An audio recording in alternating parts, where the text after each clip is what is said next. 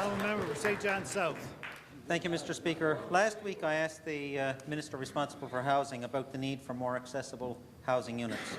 I brought up concerns that an individual has with her apartment not being accessible and injuries that she's had as a result of that.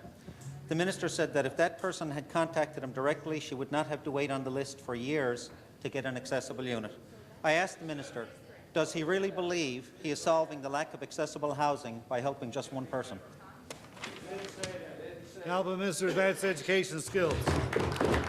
Mr. Speaker, the honourable member likes to play with words. What I said in this particular House is to have that particular person phone me directly to see what I could do for that particular person. That person has phoned me today, and matter of fact, it wasn't in my office at the time, and I called her right back as soon as I got back in my office, which I do with all constituents, Mr. Speaker, that has an issue in regards to accessibility. It's really important, and a foundation of our government since 2003, and we'll continue to invest in people with disabilities, making homes more accessible, making buildings more accessible, Mr. Speaker, under various programs that we have under advanced educational skills along with Newfoundland and Labrador housing. Member for St. John South.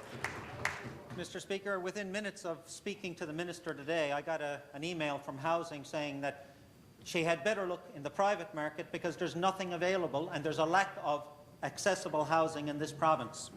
If the only chance a person has to get an accessible unit without waiting for years is to contact the Minister, I have another person that I asked the Minister to intervene on their behalf. This family had to install their own ramp at their own cost because Housing said they wouldn't install a ramp in a housing unit with stairs that is inaccessible. They have the same issues with their bathtub not being accessible, yet the family could not get a transfer to an accessible unit.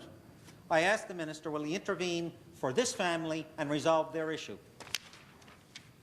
Honourable Minister of Advanced Education and Skills.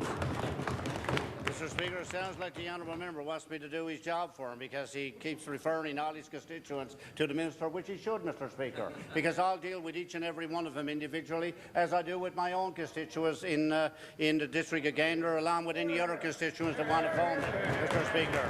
$9 million in this budget, Mr. Speaker, in regards to home modification repairs to homes in Newfoundland and Labrador, making them more accessible to people, Mr. Speaker, along with $600,000 in advanced education and skills that will enable people to make their vehicles more accessible, along with non-for-profits can also apply under that program to make their buildings accessible to people with disabilities, Mr. Speaker. That's called good work for the Newfoundland and Labrador people.